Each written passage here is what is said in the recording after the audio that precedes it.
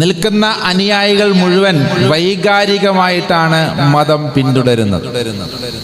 ഈ വൈകാരികത ഓരോ മതത്തിലും കൂട്ടിക്കൂട്ടി അവരെ അക്രമ സ്വഭാവത്തിലേക്ക് തള്ളിവിട്ടുകൊണ്ട് മതമില്ലാത്തൊരു സമൂഹം പറയുന്നു, നിങ്ങളെക്കാൾ നല്ല സമൂഹം ഞങ്ങളാണ്, ഞങ്ങൾക്കൊരു ദൈവവുമില്ല, ഞങ്ങൾക്ക് ജീവിതത്തിനെ കുറിച്ചൊരു കാഴ്ചപ്പാടൊന്നുമില്ല, ഇവിടെ ജനിച്ചു നന്നായി ജീവിച്ചു ഞങ്ങൾ മരിച്ചു പോകും.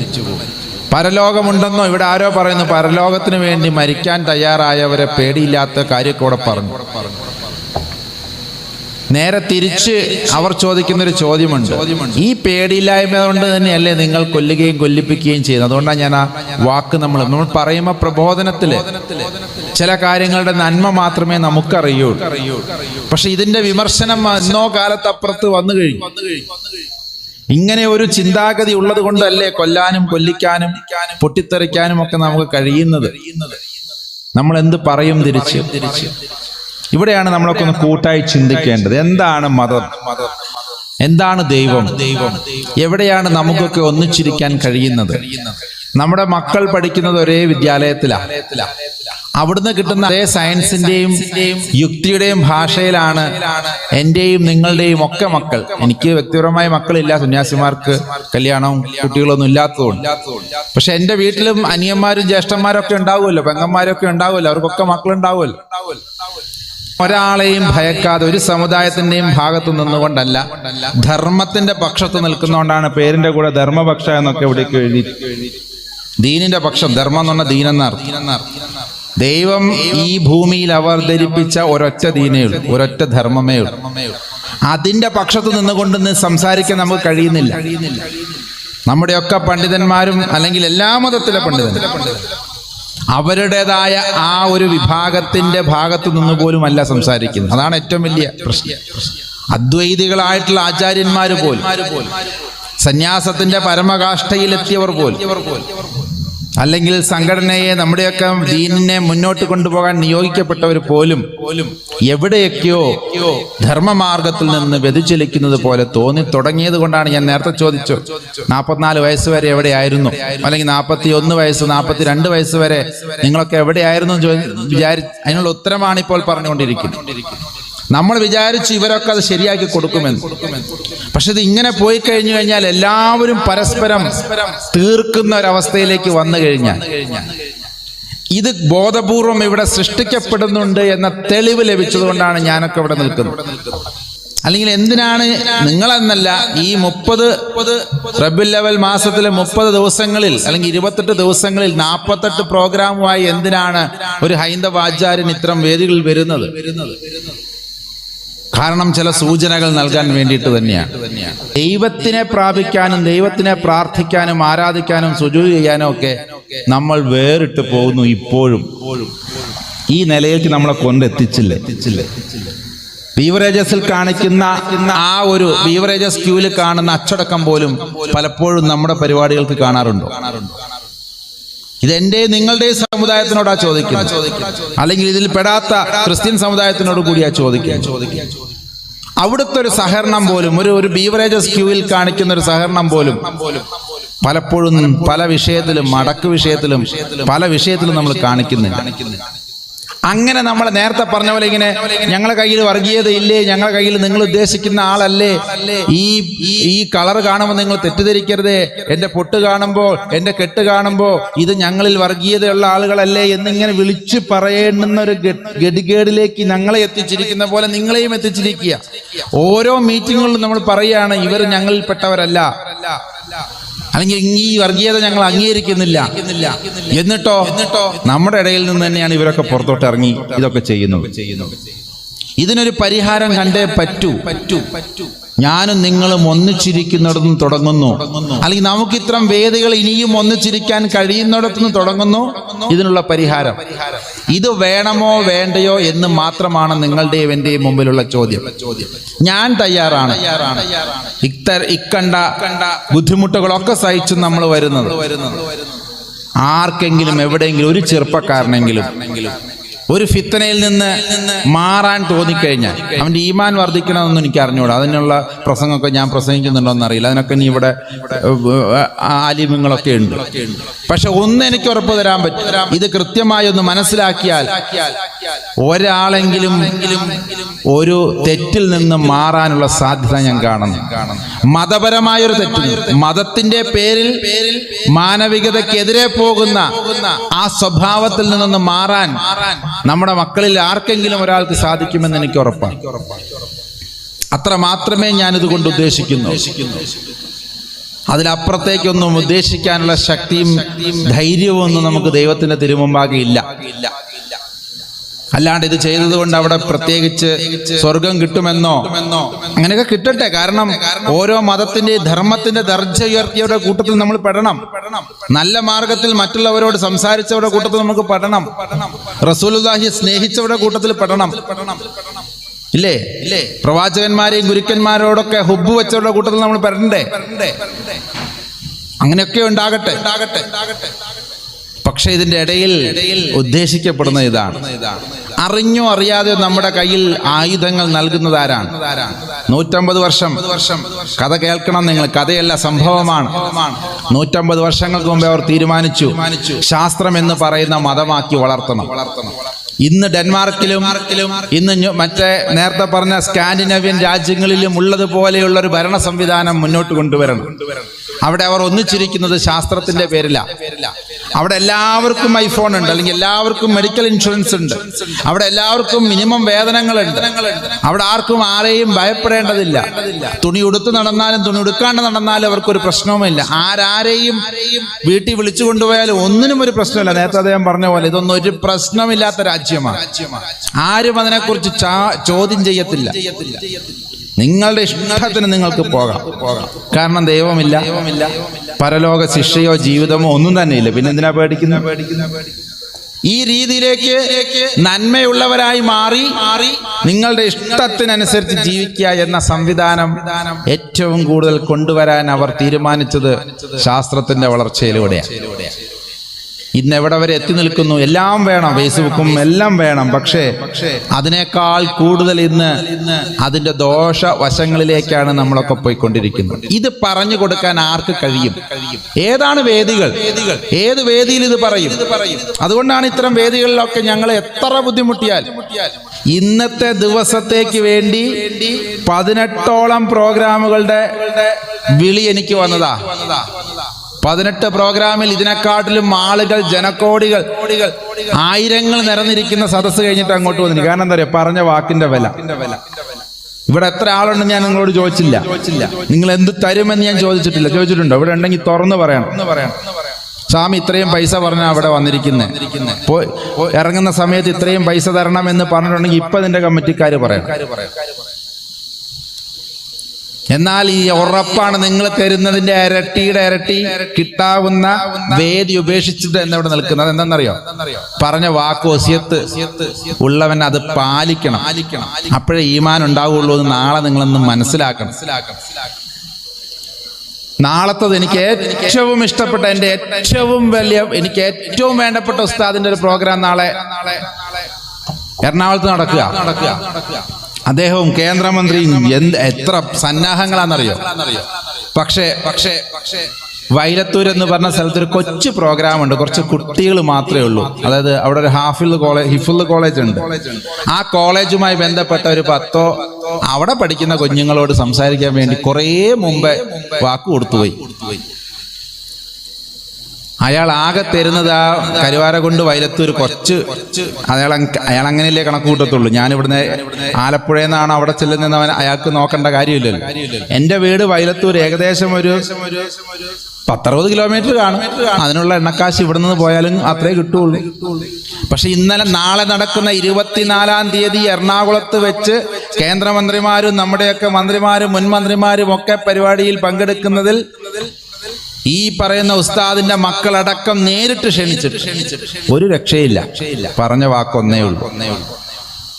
ഇത് എൻ്റെ കൂടെ നിൽക്കുന്നവർ നാളെ കാണണം. സ്വാമി വലിയ പ്രോഗ്രാം നോക്കി പോകുന്നവനല്ല. എൻ്റെ മക്കളുടെ മുമ്പിൽ ഞാൻ ഈ മാതൃക കാണിക്കണം. അല്ലേ? അല്ലെങ്കിൽ എനിക്ക് പറയാറുള്ളത് ബുദ്ധിമുട്ടാകൂടെ, നമുക്ക് ഇതും ക്യാൻസലാക്കാം അതും ക്യാൻസലാക്കാം, നമുക്ക് അങ്ങോട്ട് പോയാൽ ഒരു ചെറിയൊരു അഡ്ജസ്റ്റ്മെന്റിൽ നമ്മുടെ പോക്കറ്റിൽ വരുന്ന പൈസ കൂടും. അതുകൊണ്ട് ഈ രീതിയിലേക്കൊക്കെ നമ്മൾ തെളിയിച്ചു കൊടുക്കണം. പറഞ്ഞുകൊണ്ട് വരുന്നത് ഇതാണ്. 150 വർഷങ്ങൾക്ക് മുമ്പ് അവർ ഒരു തീരുമാനമെടുത്തു, മതങ്ങളെ അപ്രസക്തമാക്കണം. ഇത്രയും സസ്പെൻസ് ഇതാണ്. മതം ഇനി ലോകത്തിൽ വേണ്ട. ഉണ്ടായിക്കോട്ടെ, കുഴപ്പമൊന്നുമില്ല, പക്ഷെ തമ്മിൽ തള്ളുന്ന മതമായിരിക്കണം. വിഭാഗങ്ങൾ ഓരോ ദിവസം വളരുന്തോളും അങ്ങനെ പറയാറുണ്ടല്ലോ, വളരുന്തോറും പിളരുന്ന മതമാക്കണം. ഒരു വിഭാഗത്തിന് മറ്റൊരു വിഭാഗത്തിനെ കണ്ട അടി കൂടുന്ന മതമാക്കണം.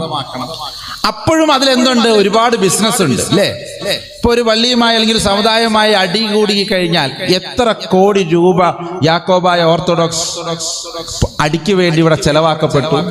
അത് സ്പോൺസർ ചെയ്യാനുള്ള ഒരാളുണ്ട്, അല്ലേ? 2 കൂട്ടരുടെ ഇടയിലും പ്രബലരായ ബിസിനസ്സുകാരുണ്ട്. ഈ രീതിയിലേക്ക് ഇത് തല്ല് കൂടിയാലും അവർക്ക് ഗുണം, തല്ല് കൂടിയില്ലെങ്കിലും അവർക്ക് ഗുണം. മതങ്ങളുടെ കാര്യ പറയുന്നത്, പ്രസക്തമായ കാര്യങ്ങളാ പറയുന്നത്. ഒന്ന് ആലോചിച്ച് നോക്കൂ, എത്ര കോടി രൂപ ഇവിടെ പിരിക്കപ്പെട്ടു ഈ പള്ളി വഴക്കിനും കേസിനും വേണ്ടി. ഇനിയും അതിനൊരു തീരുമാനമായിട്ടുണ്ടോ? ഇനിയും സംസ്കരിക്കപ്പെടാത്ത മൃതദേഹങ്ങൾ 29, 30, 1 മാസമൊക്കെ ആയ സമയ കാലഘട്ടത്തിലാണ് ഇന്ന് സംസ്കരിച്ചോന്ന് എനിക്ക് അറിഞ്ഞുകൂടാ. പക്ഷെ 10-29 ദിവസമായി സംസ്കാരം നടക്കാതെ മോർച്ചറിയിൽ ഇരിക്കപ്പെടുന്ന ശവശരീരങ്ങളുള്ള നാട്ടിൽ നിന്നുകൊണ്ടാണ് ഞാൻ ഈ സംസാരിക്കുന്നത്. നമ്മളെ ഇങ്ങനെ ആക്കിയത് ആരാ? ഏതായാലും ഞങ്ങൾ അങ്ങോട്ടും ഇങ്ങോട്ടും, നമ്മൾ അങ്ങോട്ടും ഇങ്ങോട്ടും അല്ലാന്ന് നമുക്ക് തന്നെ അറിയാം, അല്ലേ? അദ്ദേഹം സൂചിപ്പിച്ചു. ഇത് നമ്മളല്ല അങ്ങോട്ടും ഇങ്ങോട്ടും ആക്കിയ, കാരണം അതിന് മാത്രമൊന്നും നമ്മൾ അങ്ങോട്ടും ഇങ്ങോട്ടും ഇവിടെ പോരാടിയിട്ടില്ല. ഉണ്ടോ?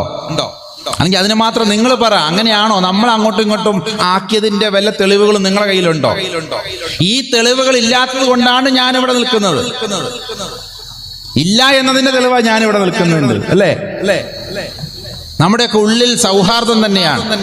യഥാർത്ഥ മതത്തിന്റെ ആഴത്തിലേക്ക് ഞാനൊന്ന് ആഴ്ന്നിറങ്ങി ചെന്നപ്പോൾ എല്ലാ മതക്കാരോടും പറയുന്നത്, നിങ്ങളുടെ എല്ലാ മതങ്ങളുടെ അവാന്തര വിഭാഗങ്ങളുമായി ബന്ധപ്പെട്ട് നിങ്ങളുടെയൊക്കെ തത്വശാസ്ത്രങ്ങളെ ഞാനൊന്ന് പരിശോധിച്ചു നോക്കിയിട്ടുണ്ട്.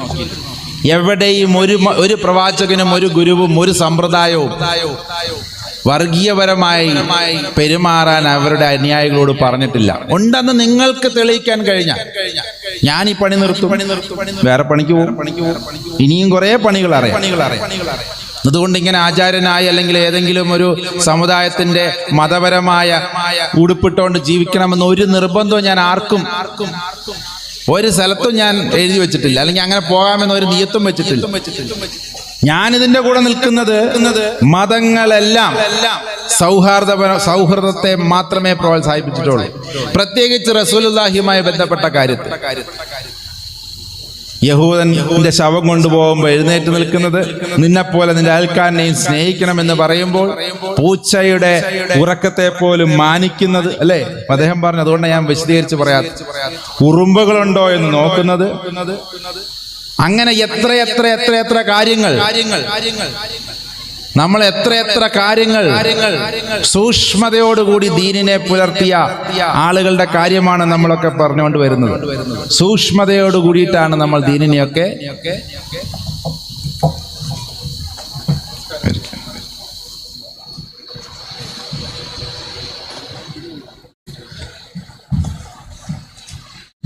പക്ഷേ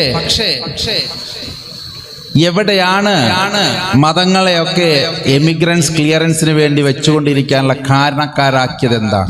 അല്ലെങ്കിൽ ആ സാഹചര്യം വന്നത് എന്തുകൊണ്ടാണ്? അതാണല്ലോ നമ്മുടെ ചർച്ച. അതായിരിക്കണം നമ്മുടെ ചർച്ച. ഇത് ഞങ്ങളുടെ രീതിയല്ല, ഇത് ഞങ്ങളിൽ നിന്നുള്ളതല്ല എന്ന് പറയാൻ നമുക്ക് കഴിയാത്ത വിധം നമ്മളുടെ ഇടയിലേക്ക് ഇത്തിക്കണ്ണികളെ പോലെ ഇത്തരം ആളുകളെ ഇറക്കിയതാരാ? ഇതൊക്കെ ഒന്നൊരു ചർച്ചയിൽ വരണ്ടേ? ഇവിടെയാണ് ഞാൻ പറഞ്ഞത്, നമ്മുടെ പൊതുശത്രു എന്ന് പറയുന്നത് നമ്മൾ വിചാരിക്കാത്ത ആളുകളാണ്. അതേതെങ്കിലും രാഷ്ട്രീയ പാർട്ടികളല്ല, ഏതെങ്കിലും ഇതര സമുദായങ്ങളല്ല, അല്ലെങ്കിൽ നമ്മളുടെ ഇടയിൽ തന്നെയുള്ള മറ്റു വിഭാഗങ്ങളല്ല. ഇവരൊക്കെ ഈ ചേരിതിരിവ് പോലും വളർന്നത് റഹ്മത്താണെന്ന് ഹദീസ് ഉണ്ട്, അറിയോ നിങ്ങൾക്ക്? അങ്ങനെ കാണുന്ന മതമാണ് ഇസ്ലാം മതം. അതായത് പണ്ഡിതന്മാരുടെ ഇടയിലെ അഭിപ്രായ വ്യത്യാസം പോലും സമൂഹത്തിന് റഹ്മത്താണെന്ന് പറയുന്നത് അങ്ങനെ ഒരു ആപ്തവാക്യമുണ്ട്. ഉസ്താദിനോട് ചോദിച്ച ഉസ്താദ് പറയും ഇഖ്ലാത്തിൽ ഇമ്മത്തി റഹ്മത്തുൻ ലിൽ ഉമ്മ ഉണ്ട്. അതുകൊണ്ടാണല്ലോ അവർ പറഞ്ഞത്. അങ്ങനെ കാണുന്ന ഒരു പോസിറ്റീവ് മതമാണ്. ഞാനും ഉസ്താദും തമ്മിൽ ഒരു അഭിപ്രായ വ്യത്യാസമുണ്ടെങ്കിൽ അത് എന്തിലേക്ക് കലാശിക്കണം? സമൂഹത്തിന്റെ നന്മയ്ക്ക് എങ്ങനെ ആക്കിയെടുക്കണം? ഒരു കഴിഞ്ഞ നോമ്പിന് ഞാൻ പ്രസംഗിച്ചപ്പോ ഇത് പറഞ്ഞിട്ട് പറഞ്ഞു ഈ ഭാഗത്ത് ഒരൊറ്റ പള്ളിയുള്ളൂ എന്ന് വിചാരിക്കുക. അപ്പൊ എന്നെ കിറ്റ് വിതരണത്തിന്റെ ഉദ്ഘാടനത്തിനാണ് വിളിച്ചിരിക്കുന്നത്. ഞാൻ ചോദിച്ചു ഈ നാട്ടിൽ ഇത് എത്രാമത്തെ കിറ്റാ? അപ്പൊ പറഞ്ഞു 15ാമത്തെ കിറ്റാ. ഞാൻ പറഞ്ഞു അൽഹംദുലില്ലാ, ഒരു 15 വിഭാഗം കൂടി ഇവിടെ ഉണ്ടായിരുന്നെങ്കിൽ 30 ദിവസവും കിറ്റ് കൊടുക്കാൻ ആള് കണ്ടേനെ. ഒരാൾ 5 കിലോ കൊടുക്കുമ്പോൾ അടുത്ത കമ്മിറ്റിക്കാർ എന്ത് കൊടുക്കണം? 6 കൊടുക്കണം, അല്ലെങ്കിൽ 10 കൊടുക്കണം. അത് കാണുമ്പോൾ മറ്റുള്ളവർ എന്ത് ചെയ്യണം? 15 ആക്കണം. അതിന്റെ കൂടെ ഏലക്കായും നെയ്ച്ചോറിനുള്ള നെയ്യും കൊടുക്കണം. മറ്റേത് ഒരു കൂട്ടർ മാത്രമേ ഉള്ളെങ്കിലോ ഏതെങ്കിലും റേഷനരി കൊടുത്തിട്ട് കഞ്ഞി മതി എന്ന് പറയാനുള്ള സാധ്യതയുണ്ട്. കാരണം അത് തന്നെ കൊടുക്കുന്ന വലിയ കാര്യം. ഈ ക്വാളിറ്റി ഉണ്ടോ നോക്കാൻ മറുഭാഗത്തില്ല. ഇങ്ങനെ മനുഷ്യരെ നന്മയിലേക്ക് വിളിക്കുന്നതിലേക്കും മനുഷ്യരെ നന്മ ചെയ്യാൻ പ്രേരിപ്പിക്കുന്നതിലേക്കും മനുഷ്യർക്ക് നന്മ ചെയ്യുന്നതിലേക്കും നമ്മൾ എന്ത് ചെയ്യണം? ഈ വിഭാഗീയതകൾ ഒന്ന് തിരിച്ചു വിട്ടിരുന്നെങ്കിൽ എന്തോരം ഗുണമുണ്ടാകുമായിരുന്നു. അതിന് പകരം തമ്മിൽ സുജൂദിലേക്ക് പോകുമ്പോൾ പോലും അടി കൊടുക്കുന്ന രീതിയിലേക്ക് ഞങ്ങളുടെ ഇടയിലൊക്കെ അവിടെ അങ്ങനെയൊക്കെ ഉണ്ട്. മലപ്പുറം ജില്ല ഇവിടെയൊന്നും അങ്ങനെ വലിയ ബുദ്ധിമുട്ടുകളില്ല. ചിലയിടങ്ങളിൽ പോലീസും കേസും വഴക്കുമായി പള്ളികൾക്ക് കാവൽ നിന്നുകൊണ്ടൊക്കെയാണ് കുർബാനകളും അല്ലെങ്കിൽ സുജൂദുകളും നടത്തപ്പെടുന്നത്. ഇങ്ങനെ ആക്കിയതിന്റെ കാരണം അറിയണ്ടേ മക്കളെ? ഇവിടെയാണ് ഞങ്ങളെപ്പോലുള്ളവരൊക്കെ സംസാരിക്കാൻ തീരുമാനിച്ചത്. ബുദ്ധിമുട്ടുണ്ടാകുമെന്ന് എനിക്കറിയാം. ചില കാര്യങ്ങൾ, അപ്രിയ സത്യങ്ങൾ കേൾക്കുമ്പോൾ നിങ്ങൾക്കല്ല, ഇത് കേൾക്കുന്നതിന്റെ മറയ്ക്ക് പിന്നിൽ അപ്പുറം ഇരുന്നതിനൊക്കെ വീക്ഷിക്കുന്ന ചിലവർക്കൊക്കെ വിഷമങ്ങൾ ഉണ്ടാവും. കാരണം പെടുത്തിയതിന്റെ ഒക്കെ കുറ്റബോധമുണ്ടാവും. അതുണ്ടാകണം. അതിനുള്ള അവസരങ്ങളായി തുടങ്ങി. ഇല്ലെങ്കിൽ നമുക്കിനി ബാല്യമില്ല. മതം തീർത്തും അപ്രസക്തമാകും. ഇപ്പോൾ ഓടിക്കൊണ്ടിരിക്കുന്ന ഈ സ്കാൻഡിനേവിയൻ രാജ്യങ്ങളിൽ എന്ന് പറഞ്ഞുകൊണ്ട് ഓടുന്ന ആ വാട്സപ്പ് ഉണ്ടല്ലോ, അതിലെത്ര മനോഹരമായിട്ടാണ് അവർ പറയുന്നത് എന്നറിയുമോ? മതമാണ് സർവത്തിന്റെയും പ്രശ്നം. മതമുള്ള രാജ്യങ്ങളിൽ ആളുകളെ നിരത്തി വെടിവെച്ചു കൊല്ലുകയും വെട്ടിക്കൊല്ലുകയും ബോംബിട്ട് കൊല്ലുകയും ചെയ്യുന്ന ഒരു രാജ്യം, അതേ നൂറ്റാണ്ടിലാണ് മതം, ദൈവം, ബൈബിൾ അല്ലെങ്കിൽ ഗ്രന്ഥങ്ങൾ ഒന്നുമില്ലാത്ത സ്കാൻഡിനേവിയൻ രാജ്യങ്ങളിൽ ഇത്രയും ശാന്തിയും സമാധാനം പുലരുന്നത് എന്ന് കേൾക്കുമ്പോൾ എന്റെയും നിങ്ങളുടെയും മക്കൾ നാളെ എന്ന് വിചാരിക്കും, ദൈവമേ എന്നാ പിന്നെ അങ്ങോട്ട് പോയി ജീവിച്ചേക്കാം. ഈ രാജ്യങ്ങൾ അല്ലെങ്കിൽ ദൈവത്തിന്റെ പേര് പറയുന്ന രാജ്യങ്ങൾക്കൊന്നും ഇനി അതിൽ പറയുന്നുണ്ട്. പണ്ഡിതന്മാർ ഇതൊന്ന് കേൾക്കണം, പണ്ഡിതന്മാർ ഇതിന് മറുപടി പറയണം എന്ന് പറയുന്നുണ്ട് ആ വീഡിയോയിൽ. എന്ത് മറുപടിയാ നമ്മൾ പറയാ മക്കളെ? ഇവിടെയാണ് നമ്മൾ ഒന്നിച്ചു നിന്നുകൊണ്ട് ഇതിനെ ചിന്തിക്കേണ്ടത്. സത്യത്തിൽ എന്താണ് ധർമ്മം എന്നതുകൊണ്ട് നമ്മൾ ഉദ്ദേശിച്ചത്? അല്ലേ? അദ്ദീനു അനസീഹ എന്ന് നിങ്ങൾ പറയും. എന്താ പറയാ അതിന്റെ അർത്ഥം? ദീനിന് ഗുണകാംക്ഷയുണ്ട്, ദീനിൽ ഒരുപാട് ഗുണങ്ങളുണ്ട്. ദീനിന്റെ ആകെ ഉദ്ദേശം അത് ഗുണമാണ്. ധർമ്മോ രക്ഷതി രക്ഷിത എന്ന് ഞങ്ങൾ പറയും. ധർമ്മത്തെ ആചരിച്ച് കൊണ്ടു നടക്കുന്നവൻ ആ ധർമ്മം തന്നെ തിരിച്ച് രക്ഷ നൽകും. ഇതില്ല എന്ന് തെളിയിക്കലാണ് മറ്റുള്ളവരുടെ ഉദ്ദേശം. ഇങ്ങനെയൊന്നും സാധനമില്ല. എന്ത് ധർമ്മം, എന്ത് ദീന്? മനുഷ്യനെ സ്നേഹിക്കണമെങ്കിൽ ദീന് വേണം. അങ്ങനെ കിതാബിൽ പറഞ്ഞെങ്കിലേ സ്നേഹം വരുള്ളൂ. ഞങ്ങൾക്ക് ഇതൊന്നും ഇല്ലാണ്ട് ഞങ്ങൾ സ്നേഹിക്കുന്നുണ്ടല്ലോ. കഴിഞ്ഞില്ലേ? ഇത് കേൾക്കാൻ നമ്മളുടെയൊക്കെ സെക്യുലർ വിദ്യാഭ്യാസം നേടിയ മക്കളും നമ്മൾ ഉപയോഗിക്കുന്നതിനേക്കാൾ നന്നായി മിടുക്കോടുകൂടി ഈ മുൻനിരയിൽ ഇരിക്കുന്ന കുട്ടികൾ വാട്സപ്പ് ഉപയോഗിക്കും. അവർ ലോക്ക് തുറക്കും. ഞാൻ വെല്ലുവിളിക്കുന്ന ഇവിടുത്തെ ഏറ്റവും പ്രായം കൂടിയ വ്യക്തിയുടെ കയ്യിൽ ഞാനൊരു ഫോൺ തരാം. ഏറ്റവും പ്രായം കുറഞ്ഞ ഒരാളുടെ കയ്യിലും ഫോൺ തരാം. അത് ഏറ്റവും കൂടുതൽ കൃത്യമായി ഉപയോഗിക്കുന്നത് പ്രായം കുറഞ്ഞ ആളായിരിക്കും. ഈ വിവരങ്ങളൊക്കെ അതിൽ നിന്ന് മറച്ചു വെക്കാൻ നമുക്ക് കഴിയില്ല. അതുകൊണ്ടൊന്ന് ചിന്തിക്കേണ്ടതുണ്ട്. നമ്മൾ ഒന്നിക്കേണ്ടതുണ്ടോ? ഒന്നിക്കാവുന്ന കാര്യങ്ങളിൽ നമുക്കൊന്ന് വേദി പങ്കിട്ടെടുത്തൂടെ? ഇപ്പൊ പ്രസംഗമൊക്കെ നന്നായി ഞാൻ അടുത്ത കൊല്ലം കാണാം ഇൻഷാ അല്ലാഹ് അതും പറഞ്ഞിട്ടാ വിടുന്നത് അല്ലേ? നമ്മൾ അങ്ങനെയൊക്കെ കണ്ടാൽ മതിയോ? ഇടയ്ക്കിടയ്ക്കൊക്കെ നമ്മൾ പിള്ളേരോട് ഇങ്ങനെയൊക്കെയുള്ള സംസാരങ്ങൾ സംസാരിക്കേണ്ടത് നമുക്ക്. എന്റെ മതത്തിൽ കാണുന്ന ബുദ്ധിമുട്ടുകൾക്കുള്ള പരിഹാരം എന്തെന്ന് ഞാൻ അന്വേഷിച്ചു. പ്രത്യേകിച്ച് ഹിന്ദു മതത്തിൽ അവർ ഉദ്ദേശിച്ചത് എന്തെന്നറിയോ? സത്യം പറഞ്ഞാൽ 150 വർഷങ്ങൾക്ക് മുമ്പ് ഈ പരിപാടി നടത്തിയവർ ഉദ്ദേശിച്ചത് ആദ്യം ഇസ്ലാമിനെ ഇല്ലാതെയാക്കണം. കാരണം ഇസ്ലാമിന്റെ പ്രസക്തി താരതമ്യേന ഒരു പുതിയ മതമായതുകൊണ്ട് തന്നെ, ഗോത്രവർഗ സ്വഭാവത്തിന്റെ അവസാനമായതുകൊണ്ട് തന്നെ നബുവത്ത് സംവിധാനം ഇല്ലാതെയായിക്കൊണ്ടിരിക്കുന്ന കാലഘട്ടമായിരുന്നു. നബിയോടുകൂടി ആ നബുവത്ത് സംവിധാനം ദൈവം നിർത്തലാക്കി. റേഡിയോ നിർത്തലാക്കി എന്നൊക്കെ പറയുന്ന പോലെ ആശയവിനിമയ സംപ്രേഷണത്തിന് വേണ്ടി ഇപ്പോൾ ആരും റേഡിയോയെ ആശ്രയിക്കാറില്ല എന്ന് പറയുന്ന പോലെ നബിമാരിലൂടെ ഇനി നബിമാരെപ്പോഴും ഓരോ വർഗത്തിന് ഞാൻ ഓരോ നബിമാരെ അയച്ചിരിക്കുന്നു എന്നാണ് ഖുറാനിൽ പറയുന്നത്. 1,24,000 അല്ലേ? എങ്ങനെയല്ലേ? ഓരോ സമൂഹത്തിന്.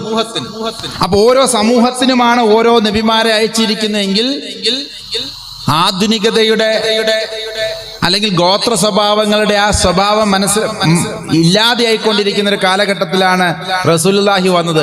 കാരണം അവസാനത്തെ ഗോത്രവർഗത്തിന്റെ അല്ലെങ്കിൽ ഒരു സ്വഭാവത്തിന് വേണ്ടി. എന്നിട്ട് അദ്ദേഹം അവിടെ നിന്നുകൊണ്ട് എന്ത് പറയാ, ഇനി അങ്ങോട്ട് ലോകത്തിൽ എല്ലാവർക്കും കൂടി വേണ്ടിയിട്ടാണ് മതം, എല്ലാവർക്കും കൂടി വേണ്ടിയിട്ടാ. കാരണം ഞങ്ങൾ തന്നെ കച്ചവടത്തിന് വേണ്ടി ലോകം മുഴുവനും പോകുന്നവരാ, എല്ലാവരെയും ഒന്നിച്ച് കൊണ്ടുപോകണമെന്ന് പറയുന്നവരാ, ഇതിന് ദീനിന് വിശാലമായ അർത്ഥം വേണമെന്ന് പറയുന്നവരാ. അതുകൊണ്ട് തന്നെ യഹൂദൻ പറയുന്ന പോലെ ദൈവത്തിന്റെ സ്വന്തം ജനവും തെരഞ്ഞെടുക്കപ്പെട്ട ജനവും എന്ന രീതിയിലുള്ള പ്രബോധനമല്ല, അല്ലെങ്കിൽ നിങ്ങൾ മാത്രം ദൈവത്തിന്റെ ആളുകൾ എന്ന് പറയുന്ന യഹൂദന്റെ ആ രീതിയല്ല റസൂലുള്ളാഹിയുടെ രീതി. അവസാനത്തെ സംസാരത്തിൽ അദ്ദേഹം അത് പറയുന്നുണ്ടല്ലോ. എന്താ? അനറബിക്ക് അറബിയേക്കാൾ ഒരു കുറവുമില്ല, അറബിക്ക് അനറബിയേക്കാൾ എന്തെങ്കിലും ശ്രേഷ്ഠതയില്ല. കറുത്തവനെന്നോ വെളുത്തവനെന്നോ ഇന്ന ഗോത്രമെന്നോ ഇന്ന വംശമെന്നോ എന്റെ മുമ്പിൽ ഇനി അങ്ങോട്ടുണ്ടാകാൻ പാടില്ല എന്ന് പറയുന്ന നബിയുടെ ഉദ്ദേശം എന്താ? കറുത്തവനെയും വെളുത്തവനെയും ഒന്നിച്ചു നിർത്തി നിസ്കരിപ്പിച്ചത് സത്യം പറഞ്ഞാൽ 2 വ്യക്തികളാണ്. കഅബ ദേവാലയത്തിന്റെ പരിസരത്ത് അന്ന് തിരിച്ചു വന്നപ്പോൾ ദിഗ്വിജയം നടത്തിയപ്പോൾ അതിനുള്ളിലേക്ക് കയറിയതെന്ന് ഞാൻ മനസ്സിലാക്കുന്നു. ഒന്ന്, റസൂലുള്ളാഹിയുടെ ചുമലിൽ തന്നെ ചവിട്ടിക്കേറിക്കൊണ്ട് ബിലാലിനെ കൊണ്ട് വാങ്ക് വിളിപ്പിച്ചു. കഅബയുടെ മേലെ കയറ്റി നിർത്തിക്കൊണ്ട് റസൂലുള്ളാഹിന്റെ ഉള്ളിൽ പോയി നമസ്കരിച്ചു. ഒന്ന് ആലോചിച്ച് നോക്കൂ. കറുത്തവരിൽ കറുത്തവനായ ബിലാലിനെ കൊണ്ടാണ് അത് ചെയ്യിപ്പിച്ചത്. സയ്യിദുനാ ബിലാൽ അലൈഹിസ്സലാമിനെ കൊണ്ടാണ്, റളിയല്ലാഹു അൻഹുവിനെ കൊണ്ടാണ് അത് ചെയ്യിപ്പിച്ചത്. അതേപോലെ സൽമാനുൽ ഫാരിസി, വെളുത്തവരിൽ വെളുത്തവനാണ്, ഫാർസി വിഭാഗത്തിൽപ്പെട്ട ആളാ, ഫാർസി മതക്കാരനാ. അതാണ് ഈ ഫാരിസി എന്ന് പറയുന്നത്. നല്ല ചുമന്ന് തുടുത്ത് വെളുത്ത 2 പേരെയും ഒരേ സ്വഫിൽ നിർത്തി വിപ്ലവം സൃഷ്ടിക്കുകയായിരുന്നു. കാരണം നബുവത്തിന് അവസാനിക്കുന്നതിന്റെ ലക്ഷണങ്ങൾ അങ്ങനെയൊക്കെയാ. പിന്നീട് അങ്ങോട്ട് ഗുരുസമ്പ്രദായമുണ്ടെന്ന് ചിലവരെങ്കിലും സമ്മതിക്കുന്നു, ചില വിഭാഗങ്ങളെങ്കിലും പറയുന്നു. പിന്നീട് അങ്ങോട്ട് വലിയകളാണ്. ഒരുപക്ഷെ നബിമാരുണ്ടാവാനുള്ള സാധ്യത അതോടുകൂടി അവസാനിച്ചു എന്ന് പറയുമ്പോൾ നമ്മൾ മനസ്സിലാക്കണം, ദൈവത്തിന്റെ കമ്മ്യൂണിക്കേഷൻ ഒരുപക്ഷെ പിന്നീട് വലിയകളുമായിട്ട് ഗുരുക്കന്മാരിലൂടെ ആയിരിക്കും. ആണോ അല്ലയോ എന്നൊക്കെ പല തർക്കങ്ങളും നടക്കുന്നുണ്ട്. ഏതായാലും ആണെങ്കിലും അല്ലെങ്കിലും അത് എന്റെ വിഷയമല്ല. ഞാൻ പറയുന്നത് ഇതാണ്, ഒരു ഗോത്ര സ്വഭാവത്തിന്റെ അവസാനം അതോടുകൂടി നമ്മൾ കണ്ടു. അതുകൊണ്ട് അവസാനത്തെ നബിയാണ് മുഹമ്മദ് എന്ന് പറയുന്നതിൽ എനിക്ക് ആശയപരമായ വിയോജിപ്പൊന്നുമില്ല, ഞാനത് അംഗീകരിക്കുന്നു. അവസാനത്തെ നബി തന്നെ ആയിരിക്കണം മുഹമ്മദ് നബി. അതുകൊണ്ടാണ് 150 വർഷങ്ങൾക്ക് മുമ്പ് ആദ്യത്തെ നറുക്ക് ആർക്ക് വീണത്? മുസ്ലിം. ഇസ്ലാമിനെ തകർക്കണം. കാരണം ഇസ്ലാമിനെ തകർക്കാൻ കാരണം 2-3 കാരണങ്ങളുണ്ട്. ഒന്ന്, അത് ഏറ്റവും ലാസ്റ്റ് മതം. മാത്രമല്ല ലോകത്തെ ഒന്നുകൂടി വിശാലമായി കാണാൻ അതിൽ തന്നെ കുറേ നിയമങ്ങളുള്ള മതം. നേരത്തെ പറഞ്ഞതുപോലുള്ള ഒരുപാട് കാര്യങ്ങൾ അതിലുണ്ട്. കച്ചവടം ചെയ്യുമ്പോൾ സൂക്ഷ്മത പാലിക്കാൻ പറഞ്ഞ മതം. അതിനു മുമ്പുള്ള പലതും ഫിലോസഫിയിൽ അധിഷ്ഠിതമായ മതങ്ങളായിരുന്നു എങ്കിൽ ഇസ്ലാമിനെ സംബന്ധിച്ചിടത്തോളം നിയമങ്ങൾ കൃത്യമായി നൽകപ്പെട്ട മതമാണ്. ഒരു ഒറ്റ ഉദാഹരണം പറയാം. നിന്നെപ്പോലെ നിന്റെ അയൽക്കാരനെ സ്നേഹിക്കുക എന്ന് ഈസാ നബി അലൈഹിസ്സലാം പറഞ്ഞു. നല്ലതാ, ബൈബിളിലുണ്ട്, മത്തായി സുവിശേഷത്തിലുണ്ട്. പക്ഷെ അത് ചെയ്താൽ എന്താ ഗുണം, ചെയ്തില്ലെങ്കിൽ എന്താ തെറ്റ്, അല്ലെങ്കിൽ എന്താ അനുഭവിക്കേണ്ടി വരിക എന്ന് അവിടെ പറഞ്ഞിട്ടില്ല. അതിനേക്കാൾ ഒന്നുകൂടി അതേ ആശയത്തെ റസൂലുള്ളാഹി പറഞ്ഞപ്പോഴോ എങ്ങനെയാ വന്നത്? മുഹമ്മദ് നബി സല്ലല്ലാഹു അലൈഹി വസല്ലം തങ്ങൾ പറഞ്ഞപ്പോൾ എങ്ങനെയാ വന്നത്? അയൽവാസി പട്ടിണി കിടന്നാൽ നീ ഞങ്ങളിൽപ്പെട്ടവനല്ല, രണ്ട് കാര്യങ്ങളെ നമ്മൾ രണ്ട് രീതിയിൽ അത് ചിന്തിക്കണം. അയൽവാസി പട്ടിണി കിടക്കരുത്, നിന്നെപ്പോലെ നിന്റെ അയൽക്കാരനെ സ്നേഹിക്കുക എന്ന് പറഞ്ഞ് നിർത്തിയില്ല. അതിനുള്ള ശിക്ഷ അവിടെ തന്നെ പറഞ്ഞു. നീ ഈ ഉമ്മത്തിൽ നിന്ന് അല്ലെങ്കിൽ എന്നിൽ പെട്ടവൻ എന്ന ഐഡന്റിറ്റിയിൽ നിന്ന് you will be automatically excommunicated. നമ്മൾ അതിൽ നിന്ന് അന്യതാവൽക്കരിക്കപ്പെട്ടു പോകും. നമ്മൾ പിന്നെ അതിന്റെ ആളുകളാണെന്ന് പറയാനുള്ള അവകാശം നഷ്ടപ്പെടുകയാണ്. അങ്ങനെയൊക്കെ വളരെ കഠിനമായി പറഞ്ഞെങ്കിലേ ഇത് നമ്മൾ ഉത്തരവാദിത്തമായി ഏറ്റെടുക്കുള്ളൂ. ഇപ്പൊ 100% മാർക്ക് മേടിക്കാതെ ഇങ്ങോട്ട് വന്നേക്കരുത്, പിന്നെ ഈ കുടുംബത്തിൽ സ്ഥാനമില്ല എന്നൊക്കെ പറഞ്ഞതിന്റെ അർത്ഥം അന്ന് മുതൽ അങ്ങ് ഇറക്കി വിടുന്നൊന്നുമല്ല. അങ്ങനെയൊന്നും പേടിക്കരുത്, അല്ലേ? അല്ലെങ്കിൽ മുഴുവൻ മാർക്ക് മേടിക്കാതെ വന്നു കഴിഞ്ഞാൽ ഞാൻ നിന്റെ വാപ്പയാണെന്ന്, എന്നെ പിന്നെ നീ വാപ്പാന്ന് വിളിക്കേണ്ടെന്നൊക്കെ പറഞ്ഞു കഴിഞ്ഞാൽ കഠിനമാണ്. പക്ഷേ ആ ഉദ്ദേശശുദ്ധി എന്താ? നീ മാക്സിമം ശ്രദ്ധിക്കണം, അല്ലേ? എന്ന് പറയുന്ന പോലെ നമ്മൾ ഈ സമൂഹത്തിൽ നിലനിൽക്കുമ്പോൾ മാക്സിമം ശ്രദ്ധിക്കണം എന്നാ പറയണേ. ആരെങ്കിലും പട്ടിണി കിടന്ന് ചത്തു കഴിഞ്ഞാൽ ഉടനെ ഒരാളുടെ ഈമാനും തൗഫീക്കും ഹിദായത്തും ഒക്കെ അങ്ങ് പോകുമെന്ന് വിചാരിക്കുക. ആ അർത്ഥത്തിലല്ല പറയുന്നെങ്കിലും അങ്ങനെ പറയാൻ ധൈര്യം കാണിച്ച ഒരു റസൂലിനെയാണ് നമ്മൾ ഇന്ന് ഓർക്കേണ്ടത്. അങ്ങനെ കൃത്യമായി ഓരോ കാര്യത്തിലും എവിടെ തുപ്പണം, എങ്ങനെ മൂത്രമൊഴിക്കണം എന്ന് വരെ പറയുന്ന, എങ്ങനെ ഏത് വശം ചെരിഞ്ഞു കിടക്കണം എന്ന് പറയുന്ന, തിന്നുന്നതിന് മുമ്പും കുടിക്കുന്നതിന് മുമ്പും എങ്ങനെ കഴിക്കണം, എന്ത് കഴിക്കണം എന്ന് പറഞ്ഞ കൃത്യമായ ശിക്ഷണം നൽകി അങ്ങനെ ഒരു സമൂഹം ഉദ്ഘാടനം ചെയ്ത് അതിന്റെ പരിപൂർണതയിൽ കണ്ട് അടുത്ത ആളുകൾക്ക് അതിനുള്ള ട്രെയിനിങ് കൊടുത്തതിന് ശേഷമാണ് മറ്റു പ്രവാചകന്മാരെ പോലെ അല്ല റസൂലുള്ളാഹി വഫാത്തായത്. മറ്റു പ്രവാചകന്മാരൊക്കെ മരിക്കുന്ന സമയത്ത് അവർക്കൊന്നും ഇങ്ങനെ ഒരു സംവിധാനം ഉദ്ഘാടനം ചെയ്തുകൊണ്ട് അല്ലെങ്കിൽ അതിങ്ങനെ സ്റ്റാർട്ട് ചെയ്തതിങ്ങനെ നല്ല രീതിയിൽ പോകുന്നത് കണ്ട് സന്തോഷത്തോടു കൂടി വഫാത്താകാൻ കഴിഞ്ഞിട്ടില്ല. പക്ഷെ റസൂലുള്ളാഹിയെ സംബന്ധിച്ചിടത്തോളം അത് ഉണ്ടായിരുന്നു. അതുകൊണ്ട് ഞാനും എൻ്റെ ഉമ്മത്തും ഞാനും എൻ്റെ സഹാബത്തുമാണ് നിങ്ങൾക്ക് മാതൃക എന്ന് പറഞ്ഞു പോകാൻ ആർക്ക് കഴിഞ്ഞു? റസൂലുള്ളാഹി കഴിഞ്ഞു. അതുകൊണ്ട് പേടിക്കണ്ടേ ഇങ്ങനെയുള്ളൊരു സംവിധാനത്തിന്. ഇനി ഇത് എനിക്കെന്താ കുഴപ്പം? ഞാൻ ഹിന്ദു മതത്തിലെ ആചാര്യനല്ലേ. ഞാൻ ഭയക്കുന്നത് എന്താണെന്നറിയോ? ഇത്രയും സുശക്തമായി ദൈവിക സംവിധാനത്തിന്റെ അനുഗ്രഹമുള്ള ഒരു സംവിധാനത്തെ തകർക്കുമെങ്കിൽ അതിന്റെയൊക്കെ ഒരുപാട് പുറകിൽ നിൽക്കുന്ന ഇതൊരു ഡാം പോലെയാണ്. മുല്ലപ്പെരിയാറെങ്ങാനും പൊട്ടിക്കഴിഞ്ഞാൽ പിന്നെ ആരും ഇവിടെ നിൽക്കുകയില്ല എന്ന് പറയുന്ന പോലെ ഈ സാധനം ഒന്ന് തകർന്നു കഴിഞ്ഞാൽ പിന്നെ മതങ്ങൾക്കൊന്നും ഒരു പ്രസക്തിയില്ല. ബാക്കിയുള്ളവർക്കൊന്നും ഇത്രയൊന്നും പിടിച്ചു നിൽക്കാൻ കഴിയില്ല. അത് മറ്റു മതക്കാരും കൂടി ഒന്ന് മനസ്സിലാക്കണം. കാരണം ഞങ്ങളുടെയൊക്കെ നടുക്ക് വീണിരിക്കുന്നത് 5-മതോ 6-മതോ ഒക്കെയാണ്. ഇസ്ലാം കഴിഞ്ഞാൽ തകർക്കാൻ ക്രിസ്തുമതമുണ്ട്, അത് കഴിഞ്ഞ് കഴിഞ്ഞാൽ ബുദ്ധമതമുണ്ട്, ജൈനമതമുണ്ട്. അങ്ങനെ ഒരുപാട് നാട്ടിൽ ഒരുപാട് മതങ്ങൾ കഴിഞ്ഞിട്ട് ഹിന്ദുമതത്തിന്റെ മേലോട്ട് വരുള്ളൂ. പക്ഷെ അതുവരെ സന്തോഷിച്ച് നിൽക്കാനുള്ള അവസരമില്ല എന്ന തിരിച്ചറിവിൽ നിന്നാണ് മക്കളെ ഇവിടെ വന്ന് നിൽക്കുന്നത്. അറിയോ? അതുകൊണ്ട് ഒരാളും ശ്രദ്ധിക്കാതെ പോകരുത്. നിങ്ങളൊക്കെ അങ്ങ് തകർന്നു കഴിയുമ്പോൾ പിന്നെ ഞങ്ങൾ മാത്രമേ ഞങ്ങൾ സന്തോഷമായിട്ട് ഇവിടെ ജീവിച്ചോളാം, നിങ്ങളൊക്കെ ഒന്നും ഇല്ലാണ്ടാകുന്നതല്ലേ ഞങ്ങൾക്ക് സന്തോഷം എന്ന് പറഞ്ഞുകൊണ്ടിരുന്നു കഴിഞ്ഞാൽ നമുക്ക് കഴിയില്ല. ഒന്നിച്ച് നിന്നതിനെ എതിർക്കണം. ഒന്നിച്ച് നിന്നാണ് മതം പ്രസക്തമാണെന്ന് ഞാനും നിങ്ങളും തെളിയിക്കേണ്ടത്. എന്റെ മതം പ്രസക്തമാണെന്ന് ഞാൻ എത്രത്തോളം തെളിയിക്കാൻ ഉദ്ദേശിക്കുന്നുവോ അത് നിങ്ങൾ പുലർത്തുന്ന കാണുമ്പോൾ നിങ്ങളെ പ്രോത്സാഹിപ്പിച്ച് നിങ്ങളെ കൂടെ നിന്ന് മതം പ്രസക്തമാണെന്ന് ഇത്തരം വേദികളിൽ വന്ന് പറയാൻ നിങ്ങളുടെ ഭാഷയും നിങ്ങളുടെ സംസ്കാരവും നിങ്ങളുടെ ആയത്തും ഖുറാനും ഹദീസും ഒക്കെ ഞാൻ പഠിച്ചേ പറ്റൂ. അതിനുവേണ്ടി പഠിച്ചതല്ല കേട്ടോ. 18 വയസ്സാകുമ്പോഴേക്കും 35 പ്രാവശ്യം ഖുറാനും 28 പ്രാവശ്യം ബൈബിളും വായിച്ച വ്യക്തിയാ. ഏതെങ്കിലും മതസൗഹാർദ്ദ വേദിയിൽ 4 ശ്ലോകവും 4 ആയത്തും വെച്ച് ഇനിയൊരു ജീവിതം അതുകൊണ്ട് ഉണ്ടാക്കാമെന്ന് ഉദ്ദേശിച്ചതുമല്ലെന്ന് നിങ്ങളോട് ഞാൻ നേരത്തെ പറഞ്ഞു. ഒരുപാട് പണികൾ അറിയാൻ, മറ്റു പണികൾ ചെയ്യുന്നുണ്ട്, വരുമാന മാർഗങ്ങൾ വേറെയുണ്ട്. ഒരു നേരത്തെ ഭക്ഷണത്തിന് ഇത്രയൊന്നും ബുദ്ധിമുട്ടേണ്ട കാര്യമില്ല. ഒപ്പമുള്ള കുട്ടികളെ എപ്പോ വേണമെങ്കിലും പിരിച്ചുവിട്ടാൽ പോകുന്ന സംവിധാനമേ ഉള്ളൂ. മനസ്സിലാക്കണം, ഇത് പറയുന്നതിന്റെ ബുദ്ധിമുട്ടൊന്ന് മനസ്സിലാക്കണം. എന്തിനാ പറയുന്നത്? അതുകൊണ്ട് ഒരു സംവിധാനം ഇങ്ങനെ തകർന്ന കാണുമ്പോൾ അവരങ്ങ് തകരട്ടെ, നമ്മുടെ അടുത്തൊക്കെ വരുമ്പോൾ നമ്മൾ അപ്പം നോക്കാം എന്ന് പറഞ്ഞിരിക്കാനുള്ള സംവിധാനങ്ങൾ ഇവിടെ ഇല്ല, അല്ലെങ്കിൽ സമയങ്ങളില്ല. കാരണം എന്താണെന്നറിയോ? ഈ ശത്രുക്കൾ വിചാരിച്ചതിലും അവർ വിചാരിച്ചത് ഇങ്ങനെ ആദ്യം ഇസ്ലാമിനെ തകർക്കാം, പിന്നെ അത് കഴിഞ്ഞ് ക്രിസ്ത്യാനിയെ തകർക്കാം, പിന്നെ ഇങ്ങനെ വരാന്ന കരുതി. പക്ഷെ എന്തുകൊണ്ടോ എന്നറിയില്ല, അവർക്കൊക്കെ വലിയ അനുഗ്രഹം കിട്ടിയ ആൾക്കാർ അവരൊക്കെ. ഈ ഫേസ്ബുക്കും വാട്സപ്പും ഈ പറയുന്ന ആധുനിക സംവിധാനങ്ങളും ഒക്കെ കാണുമ്പോൾ പേടി അവരർത്ഥത്തിൽ.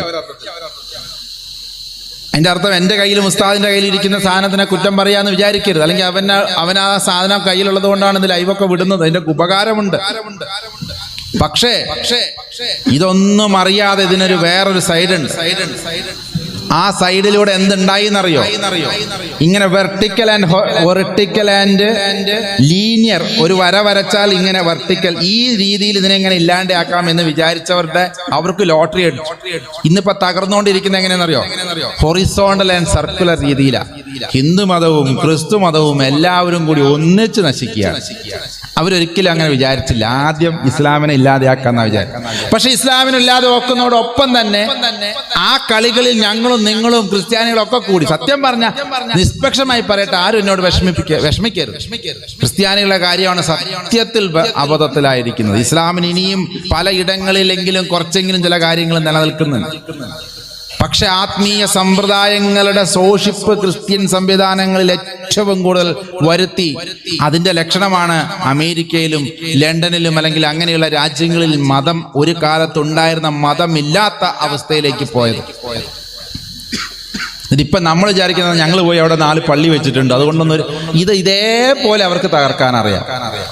ഒരു 40 കൊല്ലം കൂടി കിട്ടിക്കഴിഞ്ഞാൽ ഇന്നുണ്ടായിരുന്ന ആളുകളെ മുഴുവൻ നാളെ ഇതൊന്നും വേണ്ട എന്ന് പറഞ്ഞ രീതിയിലേക്ക് ആക്കാൻ കഴിയും. നമ്മൾ സന്തോഷിക്കരുത്. ഇതൊന്നുമല്ല ഇതിനുള്ള പരിഹാര മാർഗങ്ങൾ. കൃത്യമായി മനസ്സിലാകുന്നുണ്ടെന്ന് വിചാരിക്കുന്നു. അവർ വിചാരിച്ചത് ഇങ്ങനെയാണെങ്കിൽ നടക്കുന്നത് ഇങ്ങനെയാ. എല്ലാവരും ഒരുപോലെ, നമ്മുടെയൊക്കെ മതങ്ങളിലെ അപ്രസക്തി ഒരുപോലെ ചർച്ച ചെയ്യപ്പെടുക.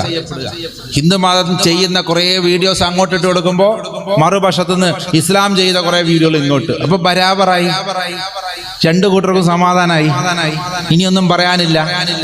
ഇനി ഇതിൽ ആരാ ഗോള് കൂടെ അടിക്കുന്നതെന്ന് മാത്രം എണ്ണിക്കൊണ്ടിരുന്നാൽ മതി. ഈ കളിയിലേക്ക് ആരാ മക്കളെ നമ്മൾ ഇറക്കിയത്? ഇത്തരം കളികൾ ഇവിടെ നടക്കുന്നുണ്ടെന്ന് പറയാനെങ്കിലും ഈ വേദിയിൽ നമുക്ക് കഴിയണം. അതിനുള്ള വേദി ആയിരിക്കണം ഈ സൗഹൃദ സംഗമവും മാനവ സംഗമവും. നന്നായി മാനവ സംഗമം എന്ന് പറഞ്ഞ മതസംഗമം എന്ന് പറയാതിരുന്നത് നന്നായി. മാനവരൊന്നിച്ചിരുന്നു കൊണ്ട് നമുക്ക് സൗഹൃദം പങ്കുവെക്കാൻ കഴിയാത്ത അവസ്ഥയിലേക്ക് എങ്ങനെ നമ്മൾ എത്തിപ്പെട്ടു? നേരത്തെ പറഞ്ഞതുപോലെ ഇമിഗ്രേഷൻ ക്ലിയറൻസിൽ മതങ്ങൾ നിൽക്കുക. ഞങ്ങളുടെ കയ്യിൽ തീവ്രവാദമില്ലേ? എൻ്റെ ഈ കാവി നിങ്ങൾ ഉദ്ദേശിക്കുന്ന കാവിയല്ലേ? എൻ്റെ താടി നിങ്ങൾ ഉദ്ദേശിക്കുന്ന താടിയല്ലേ? എൻ്റെ നിസ്കാരത്തിന് നിങ്ങൾ ഉദ്ദേശിക്കുന്ന പോലെയല്ലേ? എൻ്റെ ഈ തൊപ്പി നിങ്ങൾ ഉദ്ദേശിക്കുന്ന പോലെയല്ലേ? എൻ്റെ രുദ്രാക്ഷം, എൻ്റെ കയ്യിലെ കെട്ട്, ഇതൊന്നും നിങ്ങൾ ഉദ്ദേശിക്കുന്ന പോലെയല്ലേ എന്നിങ്ങനെ പറയിപ്പിച്ചുകൊണ്ടിരിക്കുക നമ്മളെ കൊണ്ട്. ആ ഒരു ഗതികേടിൽ നിന്ന് നമുക്ക് ഒന്നിച്ചു മുന്നേറണം എന്നാണ് എനിക്ക് പറയാനുള്ളത്. അതിനെന്താ ചെയ്യണ്ടേ? 150 1500 കൊല്ലം മുമ്പ് ഇവരൊക്കെ ചിട്ടയായി പ്രവർത്തിച്ചാലും തകർക്കാൻ പറ്റുന്നതല്ല ദീൻ, തകർക്കാൻ പറ്റുന്നതല്ല മതം, അതല്ല ധർമ്മം എന്ന് തെളിയിക്കേണ്ടത് ആരാ? ഞാനും നിങ്ങളും ചെയ്യുന്നതോ പുഞ്ചിരിക്കുന്ന സദക്കയാണെന്ന് പറഞ്ഞാൽ പോലും ഒന്ന് പുഞ്ചിരിക്കാൻ കഴിയാത്ത മുഖങ്ങളുമായി നമ്മളൊക്കെ മറന്നുപോയിരിക്കുകയാണ്.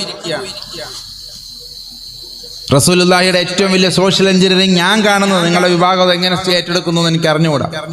അദ്ദേഹം ആദ്യം പഠിപ്പിച്ചത് പുഞ്ചിരിക്കാനാ. ആരാരെ കാണുമ്പോൾ ഒന്ന് പുഞ്ചിരിക്കുക, പുഞ്ചിരിയോടുകൂടി നിർത്തരുത്, സലാം പറയണം എന്ന് പറഞ്ഞു. സമാധാനം, എൻ്റെ ഭാഗത്തു നിന്ന് നിനക്ക് സമാധാനം ഉണ്ടാവൂ. സലാം എന്ന വാക്കിന്റെ പച്ചയായ അറബി അർത്ഥം സമാധാനം എന്നാണ്. ഈ വാക്ക് അറബിയിൽ മാത്രമൊന്നുമല്ല, ഹീബ്രു ഭാഷയിൽ ഷാലോം. അപ്പൊ ഒരാളെ കാണുമ്പോൾ സമാധാനം പറഞ്ഞതിന്റെ അർത്ഥം എന്താ? കയ്യിൽ നിന്ന് എനിക്കൊരു ബുദ്ധിമുട്ടും ഉണ്ടാവുകയില്ല എന്ന ഒരു സമാധാനമാണ് എനിക്ക് കിട്ടുന്നത്. അതിന് ആത്മീയമായ കുറെ അർത്ഥങ്ങളുണ്ട്. അള്ളാഹുവിന്റെ സമാധാനം, പരമമായ ശാന്തി, അല്ലെങ്കിൽ നിനക്ക് ഉണ്ടാകട്ടെ, അത് ലഭിച്ചവനായതുകൊണ്ട് ഞാൻ നിന്നെ സമാധാനം ആശംസിക്കുന്നൊക്കെ നിങ്ങളതിന്റെ മതപരമായ രീതിയിലേക്ക് കൊണ്ടുപോയിക്കോളൂ. പക്ഷെ പച്ചയായ ഒരു മനുഷ്യൻ ഇത് പറയുമ്പോൾ എന്താ ഉദ്ദേശിച്ചിട്ടുണ്ടാവുക? നിങ്ങൾ സമാധാനത്തിലാവണം, ആരെ കണ്ടാലും സമാധാനം പറഞ്ഞോളണം, പുഞ്ചിരിക്കണം, ആദ്യം ചിരിച്ചുകൊണ്ട്. ഇതിനെക്കുറിച്ചൊക്കെ പറഞ്ഞ് പഠിച്ചത് ഞാനൊക്കെ വായിച്ചത് ഇങ്ങനെയാ. ഒരു മറയുടെ അപ്പുറത്തോട്ട് പോയി തിരിച്ചു വന്നാൽ വീണ്ടും സലാം പറയണം. 10 പ്രാവശ്യം പോയി 10 പ്രാവശ്യം വന്നു കഴിഞ്ഞാൽ അറബികൾ ഇപ്പോഴും അത് പറയുന്നുണ്ട്. നമ്മൾ രാവിലെ ഉസ്താദിനെ കണ്ട് സലാം പറഞ്ഞാ ഇനിയിപ്പോ വൈകുന്നേരം അല്ലെങ്കിൽ നാളെ പറഞ്ഞാൽ മതി. ഇത്രയും നേരം അവിടെ ഇവിടെയൊക്കെ നമ്മൾ ഇടയ്ക്കിടയ്ക്ക് കാണുന്നതല്ല. അത്രത്തോളം എന്താ പറയാ, റസൂലുള്ളാഹി എത്ര സൂക്ഷ്മതയോട് കൂടി ആ ദീനിനെ ഉണ്ടാക്കിയെടുത്തത്. വളരെ സൂക്ഷ്മത പാലിച്ചിട്ടുണ്ട്. അതുകൊണ്ട് എന്റെ സമുദായത്തിൽപ്പെട്ടവർ തമ്മിൽ കാണുമ്പോൾ ചിരിക്കുക മാത്രമല്ല സമാധാനം പറയണം. അതോടുകൂടി മതിയോ? ആശ്ലേഷിക്കണം, കൈ കൊടുക്കണം. ഉച്ചനീചത്വങ്ങൾ ഇല്ലാത്ത, തൊട്ടുകൂടാത്തവരും തീണ്ടിക്കൂടാത്തവരുമുള്ള കാലഘട്ടം അന്നും അവിടെയും ഉണ്ടായിരുന്നു, അതിനു മുമ്പും അവിടെയും ഉണ്ടായിരുന്നു. അതൊന്നുമില്ലാത്ത രീതിയിൽ നീ നെഞ്ചോട് ചേർക്കണം, കൈ പിടിക്കണം, ഹസ്തദാനം ചെയ്യണം. ഇന്ന് കൈ കൊടുത്താൽ പോലും കൈ കൊടയുന്നവരെ ഞാൻ കണ്ടിട്ടുണ്ട് എൻ്റെ ജീവിതത്തിൽ. നമ്മളൊക്കെ കൈ പിടിച്ചത് കൊണ്ടൊക്കെ എന്തോ നഷ്ടപ്പെട്ടു പോയി എന്ന രീതിയിൽ കൈ കഴുകുമെന്ന് പറഞ്ഞവരെ എനിക്കറിയാം. ആരാ സന്തോഷിക്കുക ഇത് കാണുമ്പോൾ? നമ്മുടെ ശത്രുക്കൾ സന്തോഷിക്കും. കണ്ടോ, അവൻ്റെയൊക്കെ മതം ഇത്രയേ ഉള്ളൂ. പ്രവാചകന്മാർ പറഞ്ഞതൊരു വഴിക്ക് അനുഷ്ഠിക്കുന്നത് വേറൊരു രീതിയിലേക്ക്. നമ്മളൊന്ന് കൂടെ ഇരിക്കണമെന്ന് തോന്നുന്നുണ്ടോ? സമയം പോരാ. ഇതൊക്കെ പറഞ്ഞു തുടങ്ങിക്കഴിഞ്ഞാൽ നമുക്ക് സമയം പോരാ. ഇനി ഒരു അരമണിക്കൂറും കൂടിയാണ് എനിക്ക് പറഞ്ഞിട്ടുള്ളത്. ഒരു പക്ഷെ അത്രയും ഞാൻ പോവില്ല. എനിക്കിതിന്റെ പരിഹാരമാണ് നിങ്ങളോട് പറയാനുള്ളത്. മതത്തെ അപ്രസക്തമാക്കണമെന്ന് വിചാരിക്കുന്നവരുടെ മുമ്പിൽ മതത്തെ പ്രസക്തമാക്കേണ്ടുന്ന തൊഴിൽ നമ്മളെ, അല്ലെങ്കിൽ അതിന്റെ ഉത്തരവാദിത്വം നമ്മൾ ഏറ്റെടുക്കണം. ഇപ്പൊ ശബരിമല വിഷയം വന്നതിനെ കുറിച്ചൊന്നും പറയാൻ പാടില്ല എന്നുള്ളതാണ്. എന്നാലും പറയാ, ഇപ്പോഴും വിശ്വാസി സമൂഹവും ആചാര്യ സമൂഹം അടക്കമുള്ളവർ ഈ കഴിഞ്ഞു പോയതിനെ കുറിച്ച് എത്ര വിഷമത്തോട് കൂടിയിട്ടാണെന്നറിയോ? ഇനിയൊരു കോടതി വിധി അതിന് അനുകൂലമായി ഉണ്ടായി, കേറിയത് തെറ്റാണെന്ന് പറഞ്ഞു കഴിഞ്ഞാൽ ആ കേറിയതിന് ഞാൻ ഉത്തരവാദിത്തം പറയും. അല്ലേ? ഈ കേറിയതിനും കയറ്റിച്ചതിനും ഇനി ആരുത്തരം പറയും? തീർത്താ തീരുമോ വിശ്വാസികളുടെയും ആചാര്യന്മാരുടെയും ഉള്ളിലെ വിഷമങ്ങൾ? കൊണ്ടെത്തിച്ചില്ല ഈ ഒരു രീതിയിലേക്ക്. അതുകൊണ്ട് ഒരു ശബരിമലയിൽ സ്ത്രീ കയറണം എന്ന വിധിയല്ല ഇതിലൂടെ വരാൻ പോകുന്നു. ഒന്നില്ലെങ്കിൽ ഇത് ഒരു അവസാനമാകണം. മതവിഷയങ്ങളിൽ ഇത്തരം സെക്യുലർ കോടതികൾ ഇടപെടുന്നത് നിർത്തണം എന്നത് ശക്തമായി വാദിക്കപ്പെടണം. അതിനെല്ലാവരും ഒന്നിക്കണം. ഇല്ലെങ്കിൽ നാളെ എന്ത് ചെയ്യും? സുന്നി വിഭാഗത്തിലെ മുമ്പിൽ തന്നെ ഫസ്റ്റ് സൊഫിൽ പെണ്ണുങ്ങളെ കയറ്റിക്കൊള്ളണം എന്ന് കോടതി വിധി വന്നാൽ എന്ത് ചെയ്യും? അല്ല, കയറ്റുന്ന വിഭാഗങ്ങളുണ്ട്, അത് അവർ തീരുമാനിച്ച് കയറ്റിയതാ. അതിലെനിക്ക് അഭിപ്രായ വ്യത്യാസമില്ല. മുജാഹിദ് വിഭാഗവും അല്ലെങ്കിൽ ഖാദിയാനി വിഭാഗവും ജമാഅത്ത് വിഭാഗവും ഒക്കെ അവരുടേതായ രീതിയിൽ സൗകര്യം ചെയ്തു കൊടുത്ത് കയറ്റുന്നുണ്ട്. അത് അവരാണ് തീരുമാനിച്ചത്. അതിൽ നന്മയുണ്ട്. അത് അവർക്കാണ് അവർ അറിയത്തുള്ളൂ. അതേപോലെ തന്നെ തീരുമാനിക്കാനുള്ള അവകാശം സുന്നി വിഭാഗത്തിനുണ്ട്. കയറണമോ കയറ്റണ്ടയോ? പക്ഷെ അത് മാത്രം നാളെ കോടതിയിലൂടെ തീരുമാനിക്കപ്പെട്ടാൽ എത്ര ബുദ്ധിമുട്ടും നമ്മൾ. അത് മാത്രം മറ്റുള്ളവരെ മാതൃക സ്വീകരിച്ച് ഇവിടെ മുജാഹിദ് കയറ്റുന്നില്ലേ? ഖാദിയാനികൾ അല്ല, അഹമ്മദിയ ജമാഅത്ത് കയറ്റുന്നില്ലേ? അല്ലെങ്കിൽ ജമാഅത്തുകാർ കയറ്റുന്നില്ലേ? ജമാഅത്തെ ഇസ്ലാമി കയറ്റുന്നില്ലേ എന്ന് ചോദിച്ചു കഴിഞ്ഞാൽ അതുകൊണ്ട് സുന്നികൾ എന്ത് ചെയ്താലും കയറ്റണം എന്നൊരു വിധി വന്നു കഴിഞ്ഞാൽ അങ്ങനെയൊക്കെ കൊടുക്കാനുള്ള വിധികൾ, അങ്ങനെയുള്ള കേസുകളൊക്കെ ഇവിടെ തയ്യാറായിട്ടുണ്ടെന്ന് എത്ര പേർക്കറിയാം? നമ്മളൊന്നും അറിഞ്ഞിട്ടില്ല. ഖുർആൻ നിരോധിക്കണമെന്ന് പറഞ്ഞ കേസ് ഓൾറെഡി കൽക്കട്ടയിൽ എത്രയോ കാലം മുമ്പ് കൽക്കട്ട ഹൈക്കോടതിയിൽ കൊടുത്തിട്ടുണ്ട്. 149 സ്ഥലങ്ങളിൽ വർഗീയവാദം പുലർത്തുന്ന ഈ ഒരു ഗ്രന്ഥം ഇന്ത്യ മഹാരാജ്യത്ത് ഒരൊറ്റ പ്രതി പോലും ഇല്ലാതെ നിരോധിക്കണം എന്ന് പറഞ്ഞ ഗ്രന്ഥം, എന്ന് പറഞ്ഞ കേസ് കൽക്കട്ട ഖുർആൻ കേസ് ഞങ്ങളൊക്കെ ലോ കോളേജിൽ പഠിച്ചിട്ടുണ്ട്. പക്ഷെ അന്ന് കോടതി പറഞ്ഞു ഇതെടുക്കാനുള്ള ധൈര്യം ഞങ്ങൾക്കില്ല, എടുക്കാൻ കഴിയുന്നൊരു കാലത്ത് നമുക്ക് നോക്കാം. ഇന്ന് തോന്നുന്നുണ്ടോ സുപ്രീം കോടതിയിൽ ഇങ്ങനെ ഒരു കേസ് പോയാൽ എടുക്കുമെന്നാണോ നിങ്ങൾക്ക് തോന്നുന്നത്? എടുക്കൂല എന്നാണോ തോന്നുന്നത്? ഇപ്പോഴും 100% എടുക്കും. പക്ഷേ ഇന്ന് വരെയും സങ്കടമെന്ന് പറയട്ടെ, ആ കേസിനെ പ്രതിരോധിക്കാൻ ഇവിടെ ഒരൊറ്റ മുസ്ലിം സംഘടനയും ഇനിയും ആ കേസ് എന്താണെന്ന് പോലും പഠിച്ചിട്ടില്ല. അൽഹംദുലില്ലാ, എന്റെ ഭാഗത്തുനിന്ന് ഞാൻ പോകും. എന്തിനാണെന്നറിയോ? ഈ 149 ആയത്തുകളും കാണാപ്പാടാണ് എനിക്ക്. ഈ 149 ആയത്തുകളിലൂടെ ഞാൻ തെളിയിക്കും ഇത് ബഹുസ്വര രാജ്യമായ ഇന്ത്യയിൽ അനിവാര്യമാണെന്ന്. ഞാൻ തയ്യാറാണ്. അതുകൊണ്ട് ആരെങ്കിലും അത്തരം ഒരു സാഹചര്യം വന്നാൽ ആദ്യം കക്ഷി ചേർക്കേണ്ടത് തന്നെയാണെന്ന് അറിയിച്ചുകൊള്ളും. ഇതൊരു വസിയത്താണ്. കാരണം ഞാൻ തയ്യാറായതിനെ പ്രതിരോധിക്കാൻ. കാരണം അതിൻ്റെ ഒന്നും അർത്ഥങ്ങൾ അങ്ങനെയല്ല. ഞാൻ കണ്ട ഖുറാനിൽ 35 പ്രാവശ്യം വായിച്ചപ്പോൾ എന്നോട് ഒരാൾ ചോദിച്ചു, ഈ വാചകങ്ങളൊന്നും കണ്ടില്ല. ഞാൻ പറഞ്ഞു, ഇതും കണ്ടതിൽ അപ്പുറവും കണ്ടിട്ടുണ്ടെന്ന്. എന്നിട്ട് എന്താ അതിൻ്റെ ഒന്നും അർത്ഥങ്ങൾ അങ്ങനെയല്ല എന്ന് പറഞ്ഞു കൊടുക്കാൻ നമ്മളിതൊന്നും ആ രീതിയിലല്ല കൈകാര്യം ചെയ്തിട്ടുള്ളത്. ഇങ്ങനെ ഓരോ മതങ്ങൾക്കുമുള്ള, നാളെ ഒന്ന് ആലോചിച്ച് നോക്കൂ, കത്തോലിക്ക വിഭാഗത്തിൽ സ്ത്രീകളെ അച്ചിമാർ, അച്ഛൻ എന്നുള്ളതിന്റെ അച്ചി തന്നെയല്ലേ പറയുന്നത് അല്ലേ? ഇന്നിപ്പോ നമ്മള് ബഹുമാനപ്പെട്ട അച്ഛൻ എന്നൊക്കെ പറയും, റവറന്റ് ഫാദർ. അപ്പൊ ഇവര് അച്ഛന്മാരായി കഴിഞ്ഞാൽ മലയാളത്തിലാണോ ഇംഗ്ലീഷിൽ അപ്പൊ ഇവരെന്ത് പറയും? റവറന്റ് ഫാദറി എന്ന് പറയാൻ പറ്റുമോ? മദർ എന്ന് പറയാൻ പറ്റില്ല, കാരണം മദർ അല്ലല്ലോ. എനിക്ക് അറിഞ്ഞൂടാ ഇത് ഇങ്ങനെ കുഴപ്പിക്കേണ്ട കാര്യം എന്താ. ഇത് അതാത് വിഭാഗങ്ങൾ തീരുമാനിക്കട്ടെ. ഇപ്പൊ CSI വിഭാഗം തീരുമാനിച്ചു. നമ്മുടെ ഇടയിലൊക്കെ CSI എന്ന് പറഞ്ഞ ചർച്ച് ഓഫ് സൗത്ത് ഇന്ത്യ എന്ന് പറഞ്ഞ ആംഗ്ലിക്കൻ ചർച്ചിന്റെ അവര് പോയപ്പോ ഇവിടെ പിന്നെ CSI ആയി മാറി. അവരുടെ ഇടയിൽ അച്ഛന്മാരുണ്ട്, കൊച്ചമ്മമാരുണ്ട്, ലോഹയൊക്കെ ഇട്ട് ഇടക്കെട്ടൊക്കെ കെട്ടിയ ബിഷപ്പുമാരും ഉണ്ട്. അത് അവരുടെ പ്രശ്നം, അവര് തീരുമാനിച്ച അതിൽ നമുക്കൊന്നും പറയാനില്ല. ഉണ്ടോ? മുജാഹിദുകൾ പള്ളിയിൽ കയറ്റുന്നതിന് നമുക്ക് എന്ത് ചെയ്യാൻ പറ്റും? പക്ഷെ ഞങ്ങളെ വിഭാഗത്തിൽ അത് വേണ്ട എന്ന് പറയാനുള്ള സ്വാതന്ത്ര്യം നമുക്കില്ലേ? അല്ലെങ്കിൽ കത്തോലിക്ക വിഭാഗത്തിൽ അങ്ങനെ പൗരോഹിത്യം സ്ത്രീകൾക്ക് കൊടുക്കൂല എന്ന് പറയാൻ ഈ രാജ്യത്ത് കഴിയൂലേ? നിങ്ങളൊക്കെ വിചാരിക്കുന്നതും ചർച്ച ചെയ്യുന്നതിനും അപ്പുറത്താണ് ഇതിന്റെയൊക്കെ വ്യാപ്തി എന്നെങ്കിലും നിങ്ങളൊന്ന് മനസ്സിലാക്കുക. അതുകൊണ്ട് ഈ 1.5 മണിക്കൂറൊന്നും പോരാ. പിന്നെന്ത് ചെയ്യാൻ പറ്റും? നിങ്ങൾക്കൊക്കെ ക്ഷീണവും കുഴക്കമൊക്കെ കാണും. ഇനി ഇത് കഴിഞ്ഞിട്ടൊരു ബഹുമാനപ്പെട്ട ഉസ്താദിന്റെ തങ്ങളവറുകളുടെ ഒക്കെ ഒരു അല്ലേ പരിപാടി കൂടിയുണ്ട്. ഏതായാലും പറഞ്ഞൊന്ന് തീർക്കാൻ ശ്രമിക്കുകയാണ്.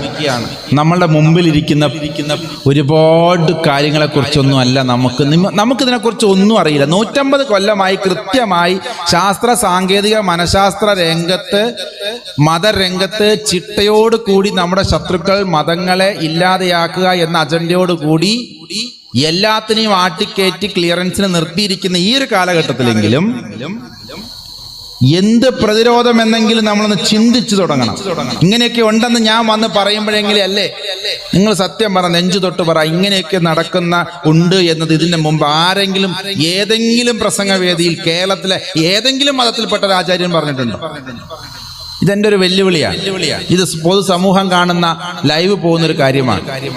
ഒരു മതത്തിലും പെട്ട, ഒരു വിഭാഗത്തിലും പെട്ട ആളുകൾ ഇത്തരം രീതിയിൽ നമ്മൾ ബുദ്ധിമുട്ടിലേക്കാണ് ദിവസവും ചെല്ലുന്നത്. എൻ്റെ നിങ്ങളും ഒന്നിച്ച് കപ്പലിൽ കയറ്റി മുക്കിക്കൊല്ലാനുള്ള പരിപാടിയാന്നുള്ളത് നമ്മൾ മനസ്സിലാക്കിയിട്ടില്ല. എല്ലാവർക്കും അവരുടെ വിഭാഗം, അവരുടെ കാര്യങ്ങൾ, ഇതിങ്ങനെ പോകുന്നതിനനുസരിച്ച് ആണെന്ന് ആലോചിച്ച് നോക്കും. അതുകൊണ്ടാണ് വ്യത്യസ്തമായ രീതിയിൽ നമ്മൾ പ്രവർത്തിക്കുന്നത്. അതുകൊണ്ട് ഈ കൂട്ടത്തിൽ ഒന്നും നമ്മളെ പെടുത്തരുത്. എനിക്കെല്ലാവരും ഇവിടെ ഉണ്ടാകണമെന്ന് ആഗ്രഹിക്കുന്നു. ആർജിത ഹിന്ദു സമാജത്തിന്റെ എന്തോ എഴുതിയിരിക്കുന്ന നമ്മുടെ ഒന്നും എഴുതിയിട്ടില്ല. ആർജിത ഹിന്ദു സമാജത്തിന്റെ പരമാചാര്യൻ എന്ന നിലയ്ക്ക് എനിക്ക് നിങ്ങളോട് പറയാനുള്ളത്, ഇവിടെ ഇങ്ങനെ വിഭാഗീയത സൃഷ്ടിക്കുന്ന ഒരു വിഭാഗത്തിന്റെ പ്രതിനിധിയല്ല ഞാൻ. അല്ലെങ്കിൽ മറ്റു സമുദായങ്ങളുടെ വേദിയിൽ എന്നെപ്പോലുള്ള ആളുകൾ പങ്കെടുക്കുമ്പോൾ വിഷമം തോന്നുകയും ദേഷ്യം തോന്നുകയും ചെയ്യുന്നവരുടെ പ്രതിനിധിയല്ല ഞാൻ. ഇത് കാണുമ്പോൾ സന്തോഷിക്കുന്നവരുടെ പ്രതിനിധിയാണ്. അങ്ങോട്ടും ഇങ്ങോട്ടും നമ്മൾ ഒന്നിച്ച് താമസിക്കുകയും ഒന്നിച്ചൊരിടത്ത് വന്ന് ഇവിടുത്തെ പ്രശ്നങ്ങൾ പഠിക്കുകയും എൻ്റെ ദീനിന്റെ പ്രശ്നവും നിങ്ങളുടെ ധർമ്മത്തിന്റെ പ്രശ്നവും അല്ലെങ്കിൽ നിങ്ങളുടെ ദീനിന്റെയും എൻ്റെ ധർമ്മത്തിന്റെയും പ്രശ്നവും ഏറെക്കുറെ ഒന്നാണെന്ന് മനസ്സിലാക്കി അതിനൊരു പരിഹാരമാർഗം തേടണമെന്ന് ആഗ്രഹിക്കുന്നവരുടെ കൂട്ടത്തിൽ ഇരിക്കാനാണ് ഞാൻ ആഗ്രഹിക്കുന്നത്. ഏത് വിഭാഗത്തു നിന്നുള്ളവരാണെങ്കിലും. കാരണം ഒരൊറ്റ തലമുറ കൂടി കഴിഞ്ഞാൽ ഇവിടെ ഹിന്ദു മതവും ഉണ്ടാവില്ല, ക്രിസ്തു മതവും ഉണ്ടാവില്ല, ഇസ്ലാം മതവും ഉണ്ടാവില്ല.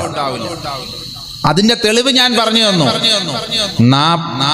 18-നും 40-നും ഇടയിലുള്ള കുട്ടികളുടെ എണ്ണത്തിലെ കുറവ് അല്ലേ? ഇല്ലെങ്കിൽ ഇതിലൊക്കെ ഇങ്ങനെ നിറഞ്ഞിങ്ങനെ കുട്ടികൾ മുമ്പിൽ വന്നിരിക്കുക. ഇന്നിപ്പോ ഇവിടെ ഒരു ക്ലബിന്റെ ഉദ്ഘാടനം വെക്കുക. ഇവിടെ ഒരു നല്ല എന്താ പറയാ ഒരു എന്തോ ഒരു ടോമി ഉണ്ടല്ലോ, റിമി പുള്ളിയുടെ ഒരു നല്ല അനുഗ്രഹീത കലാകാരിയൊക്കെ കേട്ടോ. എനിക്ക് ഒരു വിഷമമല്ലേ. പക്ഷെ ഈ പരിപാടിക്ക് പോയാൽ അതായിരുന്നു എന്നെങ്കിലോ ഇവിടെ ഒരൊറ്റ വയസ്സന്മാരെയും കാണുമോ? ഇല്ല. നിങ്ങളൊക്കെ വിളിച്ചാലും വരുമോ? ഇല്ല. പക്ഷെ മുമ്പിൽ നിന്നുകൊണ്ട് ഈ ചാടാൻ ആരുണ്ടാകുമായിരുന്നു? അതിന് 4 മൈക്കൽ ജാക്സന്റെ പാട്ടൊക്കെ ആയിട്ട് നിങ്ങളും വരൂലേ? എവിടെ അതിന്റെ ആൾക്കാർ? അല്ലേ? അതിന് പറ്റുന്ന ദപ്പാങ്കുത്തൊക്കെ ആയിട്ട് വന്നു കഴിഞ്ഞാൽ ഇവിടെ ഇങ്ങനെ അങ്ങനെയൊക്കെ നടത്തിയാൽ കുറെ പൈസ പിരിഞ്ഞു കിട്ടും. പള്ളിപണിയൊക്കെ വേഗം തീർക്കാം.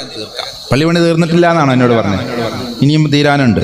അപ്പൊ പിന്നെ ഞങ്ങളെപ്പോലത്തവരൊന്നും വിളിച്ച് പരിപാടി ഒന്നും നടത്തുന്നതിന് വരെ നല്ല റിമീറ്റോമിയൊക്കെ വിളിക്കുന്നതാണ് നല്ലത്. പൊന്നു സഹോദരി, അവർ മോശമാണെന്നല്ല കേട്ടോ പറഞ്ഞു, അങ്ങനെയൊന്നും വ്യാഖ്യാനിക്കല്ലേ. അത് മറ്റൊരു പരിപാടിയാണ്. അല്ലെങ്കിൽ അങ്ങനെയുള്ള സ്റ്റേജ് ഷോകളൊക്കെ നടത്തി കഴിഞ്ഞാൽ എത്ര ദൂരത്തുനിന്ന് പിള്ളേർ അറിഞ്ഞു വരും അല്ലേ? ഇതിപ്പോ ഈ മഹലുമായി ബന്ധപ്പെട്ട് ഈ ഒരു ഏരിയയുമായി ബന്ധപ്പെട്ട മറ്റേത് അരിപ്പാടുന്ന് വരും, കരുനാഗപ്പള്ളിയിൽ നിന്നും കാഞ്ഞിരപ്പള്ളിയിൽ നിന്നൊക്കെ വരട്ടെ. ഈ രീതിയിലേക്ക് നമ്മളെ കുഞ്ഞുമക്കളെ ഈ ഒരു രീതിയിലേക്ക് ചിന്തിപ്പിക്കുന്ന രീതിയിൽ ആക്കി. ഇത് ഒരുത്തം മാത്രം, കുറച്ച് പേര് 2-3 പേര് മാത്രം അവിടെ ചെറുപ്പക്കാരൊക്കെ ഇരിക്കുന്നു. നിങ്ങൾക്കൊക്കെ എന്ത് പറ്റിയടാ? മലയാളി മലയാളി തന്നെയല്ലേ? അതോ ചില ബംഗാളി പിള്ളേരുണ്ട് നല്ല മിടുക്കതിന്, അവർക്ക് പിന്നെ മലയാളം ഒന്നും അറിയില്ല. മലയാളികൾ തന്നെയാ. അല്ല, ഇന്നാളെ ഒരു വർഷം ഇതേപോലെ കുറെ ചെറുപ്പക്കാരെ കണ്ടപ്പോൾ ഞാൻ ചോദിച്ചു, മക്കളെ പേരെന്താ? ഒന്നും മിണ്ടുന്നു. അവസാനം പറഞ്ഞു ദീനുൽ ഇസ്ലാം. ഞാൻ ചോദിച്ചു അതെന്തോ? മേരാ നാം ഹേ എന്ന് പറഞ്ഞു. ഓ അത് ശരി. അപ്പൊ ഇരുന്ന് തല കുലുക്കി കേട്ടത് മുഴുവൻ ബംഗാളികളായിരുന്നു. നിങ്ങൾ ബംഗാളികളൊന്നും അല്ലല്ലോ? 3 മലയാളികളാ. ഇപ്പൊ കണ്ടാലും മനസ്സിലാവും. പറഞ്ഞുകൊണ്ട് വരുന്ന ഇതാണ്. ഇതൊന്ന് അവസാനിപ്പിക്കേണ്ടതുണ്ട്. നമുക്ക് അടുത്ത പരിപാടിയിലേക്ക് പോകേണ്ടതുണ്ട്. മതം അപ്രസക്തമാക്കാൻ വേണ്ടി എല്ലാ അർത്ഥത്തിലും ശാസ്ത്രത്തെയും എല്ലാ വിവര സാങ്കേതിക വിദ്യകളെയും ഉപയോഗിച്ചുകൊണ്ട് എൻ്റെ മതം ശരിയല്ല എന്ന് എന്നെ കൊണ്ട് തന്നെ പറയിപ്പിക്കും. നിങ്ങളുടെ മതം ശരിയല്ല എന്ന് നിങ്ങളുടെ വാക്കുകൾ കടമെടുത്ത് തന്നെ പ്രചരിപ്പിക്കുക. ഇന്ന മൗലവി ഇന്നവരോട് ഇന്ന മറുപടി പറഞ്ഞിട്ടുണ്ടെന്ന് പറയുന്നത് ഇതിലൊന്നും പെടാത്തവരാ. അല്ലെങ്കിൽ ഇന്ന സ്വാമിക്ക് മറുപടി കൊടുത്തു എന്ന് പൊക്കിക്കൊണ്ട് വരുന്നത്. അല്ലെങ്കിൽ പഴയ ചില സ്വാമിമാർ അങ്ങനെ ഉണ്ടായിട്ടുണ്ട്. ചില ആളുകൾ നവോത്ഥാനത്തിന്റെ പേരിലും ഒക്കെ ഒരർത്ഥത്തിൽ ഒരുപാട് ദോഷങ്ങൾ ഞങ്ങളുടെ തുറന്ന് പറയാതിരിക്കാൻ പറ്റില്ല. നവോത്ഥാനത്തിന്റെ പേരും പറഞ്ഞ് ഒരുപാട് ആളുകൾ ഇവിടെ പലതിനെയും തകർക്കും. അവർക്കൊരു പക്ഷേ എനിക്ക് അറിഞ്ഞുകൂടത് എന്താ സംഭവിച്ചത്.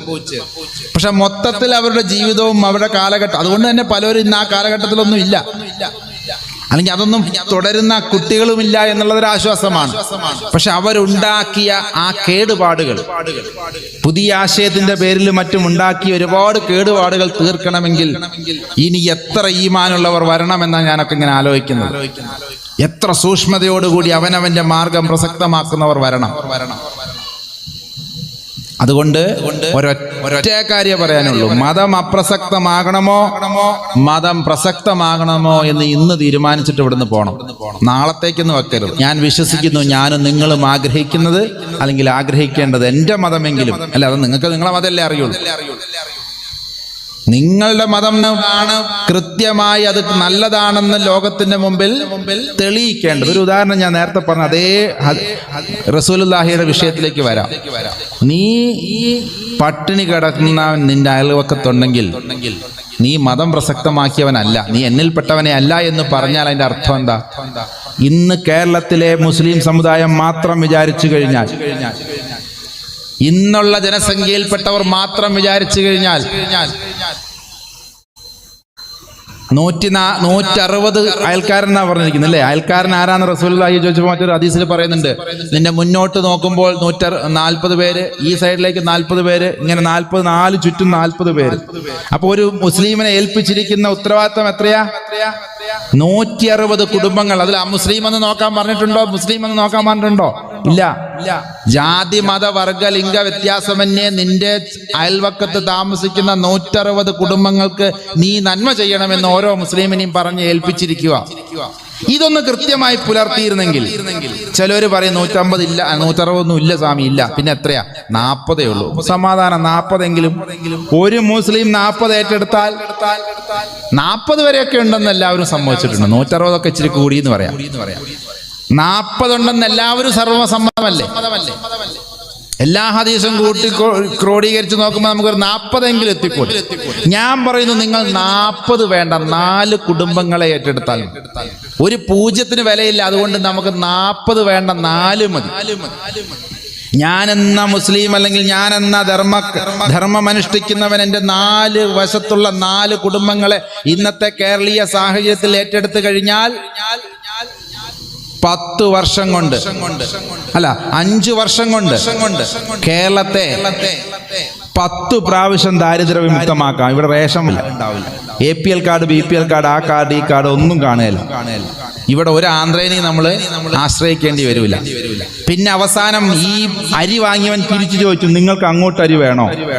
ഞങ്ങൾക്ക് ധാരാളം അരിയായി. ഈ എക്കണോമിക്, ഈ റസൂലുള്ളാഹി മുന്നോട്ട് വെച്ച ഈ ഇസ്ലാമിക് എക്കണോമിയെ കുറിച്ച് ഒരു പുസ്തകം പോലും ഈ ലോകത്തിൽ എവിടെ എഴുതപ്പെട്ട ഏതെങ്കിലും യൂണിവേഴ്സിറ്റികളുണ്ടോ എന്ന് തപ്പാൻ തുടങ്ങിയിട്ട് കാര്യമായി ഉണ്ടെങ്കിൽ എന്നെ ഒന്ന് അറിയിക്കണം, എനിക്ക് കൂടുതൽ പഠിക്കാൻ വേണ്ടിയിട്ടാണ്. പക്ഷേ നമ്മൾ നിഷ്പക്ഷമായി ഒന്ന് ഈ ഒരു റസൂലിൽ നിന്ന് പഠിച്ചു നോക്കിയേ. ഒരാൾ വിശ്വാസിയായാൽ 4 വീടിന്റെ ഐശ്വര്യത്തിനും കാരണമായി ആ ധർമ്മം, ആ ദീൻ വിളങ്ങണമെന്ന് ആഗ്രഹിച്ചത് ഒരു തെറ്റായി പോയോ? ഇങ്ങനെയല്ലേ നമ്മൾ നമ്മുടെ മതത്തെ പ്രസക്തമാക്കി കൊടുക്കേണ്ടത്? ഇനി ഒന്നും വേണ്ട, ഒരാളെ ഏറ്റെടുത്താൽ മതി. ഞാൻ വീണ്ടും ഓഫർ കുറയ്ക്കുക, 4 എന്നുള്ളത് 1 ആക്കിയാൽ, 1 എന്നുള്ളത് 1 ആക്കി കഴിഞ്ഞാൽ ഒരാളെ നിങ്ങൾക്ക് ഏറ്റെടുക്കാൻ കഴിയുന്നുള്ളൂ എങ്കിലും മര്യാദയ്ക്ക് ഒരു കുടുംബത്തിന് ഏറ്റെടുക്കാൻ കഴിഞ്ഞു കഴിഞ്ഞാൽ 2.5 വർഷം കൊണ്ട് കേരളത്തിൽ ദാരിദ്ര്യം ഇല്ല എന്ന ഒരവസ്ഥ വരും. 100% ദാരിദ്ര്യ നിർമ്മാർജ്ജനം നൽകപ്പെടുന്ന രാജ്യമായി കേരളം മാറും, സംസ്ഥാനമായി മാറും. വിശ്വാസം വരുന്നില്ല അല്ലേ? ഇതിന്റെ കളി പറഞ്ഞുതരാം. ഇവിടെ അടുത്താണല്ലോ ഈ അമ്പലപ്പുഴയാണോ പണ്ടൊരു രാജാവ് ഉണ്ടായിരുന്ന കഥ? ഹരിപ്പാടാണോ അമ്പലപ്പുഴയാണോ? അമ്പലപ്പുഴ. ചെമ്പകശ്ശേരി രാജാവിന്റെ ഒരു കഥ കേട്ടിട്ട് ഇപ്പൊ തലവെല്ലവും കൊയ്യോ അതിന്റെ ആളുകൾ കേൾക്കുന്നുണ്ടെങ്കിൽ ഒന്ന് ശ്രദ്ധിക്കുക. അദ്ദേഹം വലിയ ചതുരംഗം കളിക്കാൻ ഇഷ്ടപ്പെടുന്ന ഒരാളാണെന്നാ കേട്ടിരിക്കുന്നത്. ആണോ? ചെസ് കളിയിൽ വളരെ അഗ്നിയനാണ് അദ്ദേഹം. അങ്ങനെ ചെസ് കളിയിൽ എല്ലാവരെയും തോൽപ്പിക്കും. അങ്ങനെ ഒരു ദിവസം അദ്ദേഹത്തെ തോൽപ്പിക്കാൻ